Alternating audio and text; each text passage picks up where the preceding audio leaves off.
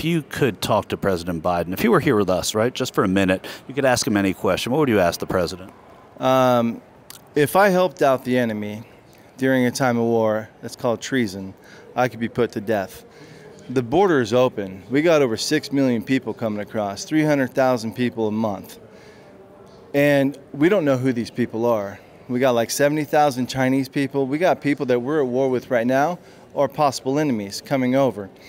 So now, these sleeper cells, if we go to war with them, he's allowing the enemy to come behind our defenses. What the hell are you doing? You should be put up for treason and put to death. What's up, everybody? Major Retired Richard Ojeda here, and TYT's Michael Shure caught up with several Trump caucus captains in Iowa recently to find out what they would say to President Biden if given the opportunity. What do you think Dr. King would think of the former president? He would support him. He would back him. Why? Because he is for the people. And what would he think of President Biden? Well, President Biden, I feel, would disappoint him very muchly because he is not a good quality leader. He's not for the people, he's for dictatorship. Where? For power and greed.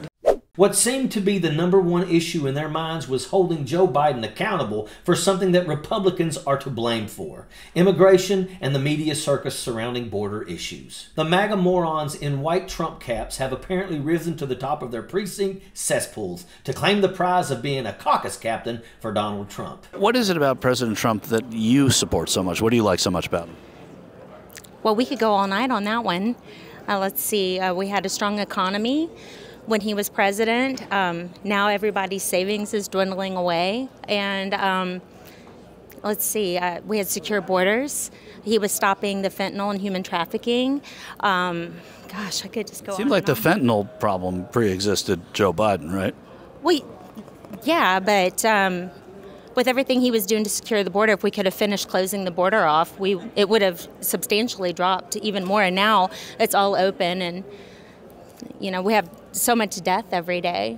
If these morons could show up to vote in the Iowa caucuses, then so could over 750,000 registered Republicans in the state. Instead, it was a dismal voter turnout. The majority of Iowans turned their backs on Donald Trump, but the Trump campaign has tried to portray the win as a mandate to support him. One would think that to get to be a caucus captain in a presidential campaign, you'd kind of have to be smart or have some trait that sets you apart from others. In the case of the Iowa Trump delegation, this was clearly not what was going on. If you had President Biden here just for a minute and you just the two of you could have a chat, what would you ask the president? Why won't you close the border? Why do you allow drugs to continue to pour across? Why did you stop construction of the one thing that could have actually helped stem the tide of illegal immigration and fentanyl across our border? You know what I love most about President Trump? Is that he is a businessman and he puts the American people first. He is not Washington establishment, and he has a proven track record as well that no other candidate has, and he has done it before and he'll do it again. The GOP as we knew it no longer exists. They no longer follow an ethical, moral, or fiscal responsibility or law and order. When we as a people do not know how government works, it makes it easier for Republicans to instill hate and fear. When people in authority try to control what we read, who we love, and take away the rights of doctors to save lives, then we are no longer free. These people live in an alternate universe where there's no such thing as personal accountability, just a do as I say, not as I do mindset. Donald Trump loves the undereducated, and this type of blind allegiance is why. Even though these losers have elevated themselves in the title of captain, they are still the underachieving numbskulls that they've always been. If you could talk to President Biden for a minute and he was standing right here, what would you tell President Biden?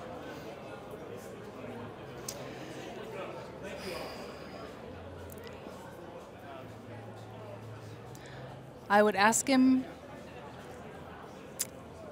a lot of questions. I think a lot of Americans have a lot of questions for him. Where to start?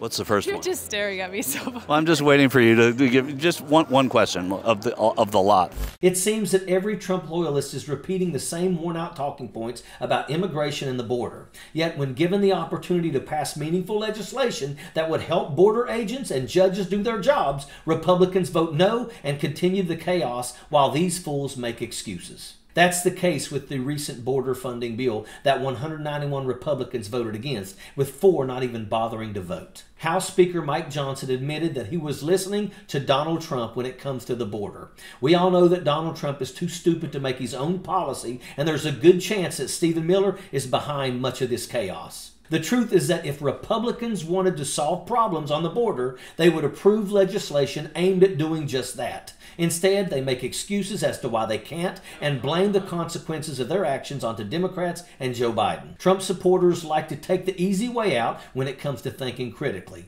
They can't admit the possibility of ever being wrong and concoct wild claims to explain away any sense of accountability. In truth, they are knuckle-headed morons that lack self-identity and project misplaced anger on authority figures. The one question that every one of these brain-dead jackaloons should ask Joe Biden if given the opportunity is, how could I have been so stupid as to follow Donald Trump?